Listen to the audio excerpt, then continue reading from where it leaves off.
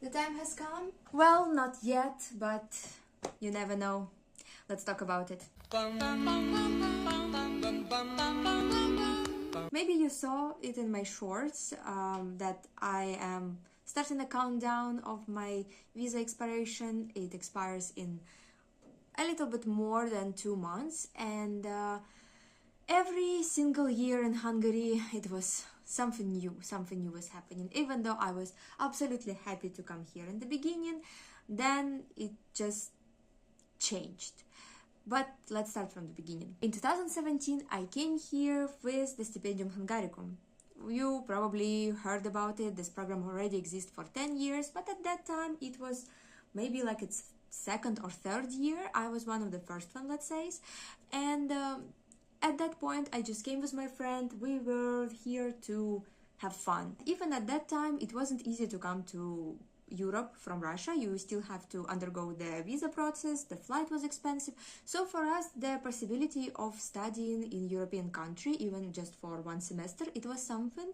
We were happy. We saved some money to travel around Europe, because when else we're going to be here? We were traveling almost every weekend, going to a new country. Of course, there were ups and downs, like sometimes we could have missed the bus and then we're just going back home, or we just had a very great week or like even 10 days of traveling, and it was amazing. At that time I also was posting videos. Maybe if you are here since 2017 you even saw those videos in Russian where I was telling about Stipendium Hungaricum, and I was absolutely recommending everybody, even people who I just see on the streets. If they ask me about this, I will tell them that yes, it's amazing, you should go.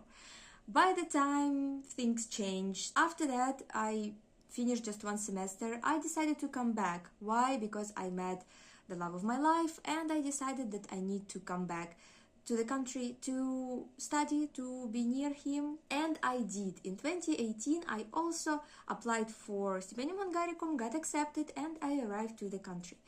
I spent here 2 more years. I was studying my master's, and everything was fine. Of course, at that time you already could feel that inflation is happening. The money that they pay for the stipendium is not really that enough. Like, of course you can survive, but you don't want to survive. You want to travel, you want to do something. And for me personally, it was never a case that I would work and study. My family always was telling me that you should study, you don't need to focus on working, you don't need to focus on this stuff, you just need to focus on getting your education. And it's fair, I guess. I finished my master's. Summer break was the summer before COVID 2019. Nobody knew about restrictions yet, and I could work in Greece as a receptionist. It was fun. I had my fun. I saved some money there, experience. It's all good. And then COVID struck. Of course, COVID time was horrible, and people were stuck in their homes. However, for us in the dormitory, on our territory, it was pretty fine. We could have go out. Our university was like on the edge of the city, so basically there was no cars. We even had we could see some wildlife around us, like there was some deers, and even people say they saw bears. So I mean, we saw foxes and rabbits, of course. Like, it was fun. We didn't really struggle, and for me it was the time when I was doing my master thesis, so I was occupied and I didn't really feel the toll of being in the quarantine. However, in 2020, in spring, I finished my master's and I was supposed to go to Russia. Thank God, or I don't know, the Russian part of the Stipendium Hungaricum, they didn't change the rules of accepting people at that time.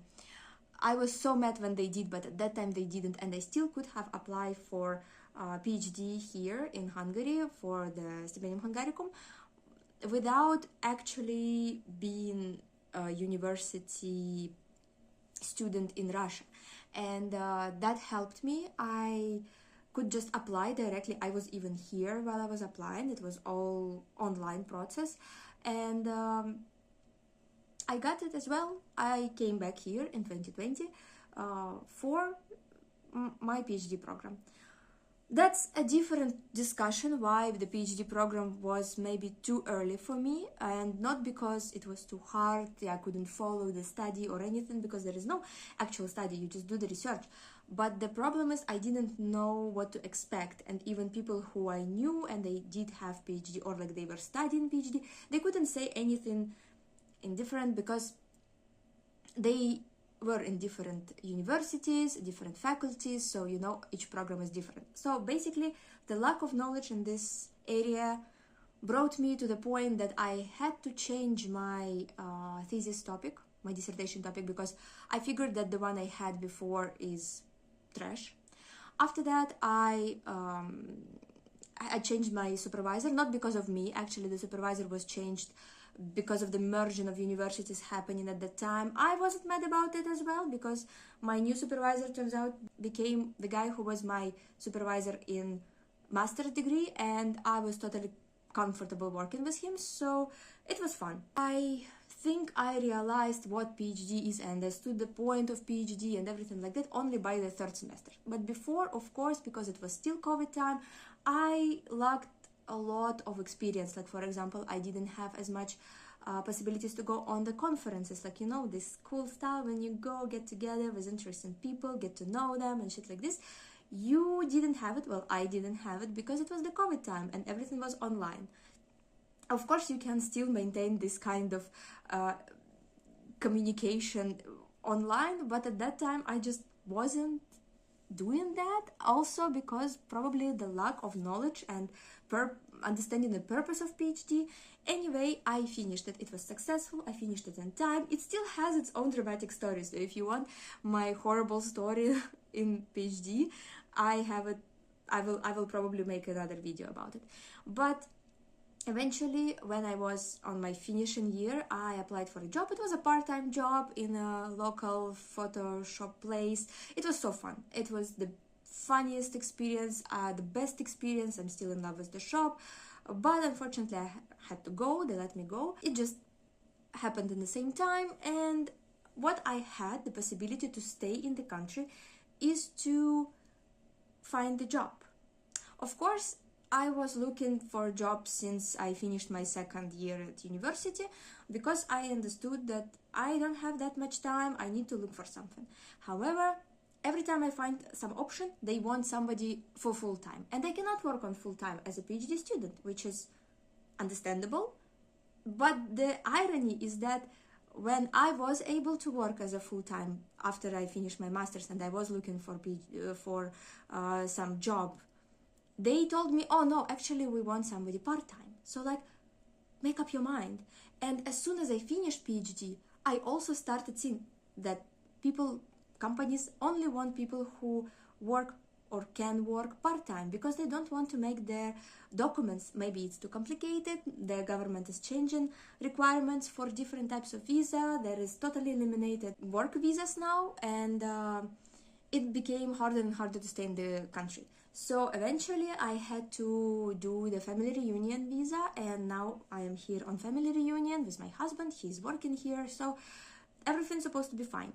But because of the changes in the government 2 years ago, when they changed this work type visa, and now it's not a work visa itself with the benefits and everything, it is a guest work visa, and guest worker doesn't have any rights basically.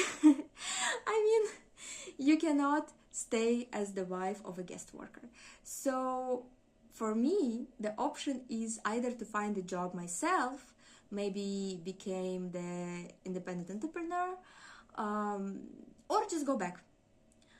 And it's been so many years of me constantly applying for jobs. Of course, I did have some bad times when I was like, oh no, I'm not feeling like applying, because it's just such a frustrating process. And if you are in such situation, you know what they think. They either don't take you because you are a foreigner or because you don't speak Hungarian, because mostly jobs are requiring like a very high proficiency Hungarian, like native Hungarian. Of course, I'm not native Hungarian. And at some point there was this like national visa and national type visa needs some amount of money that you earn gross monthly. Unfortunately, it's also very hard to find a job like that, especially if you are a PhD. That also was one of the points of PhD. You're getting it and you think that you will find a job so easily because you have so much experience, but companies think that you're overqualified and they just don't even look at your resume and CV. So at this point, I am kind of in between. I am trying to apply for any job that can provide me a guest work visa, or since I am Russian, people with Russian citizenship can apply for a national visa. I just need to find anything that can actually provide me a job so I can stay here, because with the situation, I will have to go back. Of course, I miss my family. Of course, I will have fun there for a while, but I will miss my husband. So that's the case. I am basically trying to stay in the country, trying to apply for multinational companies, for just Hungarian companies who are requiring English. And there are also companies who require Russian as well.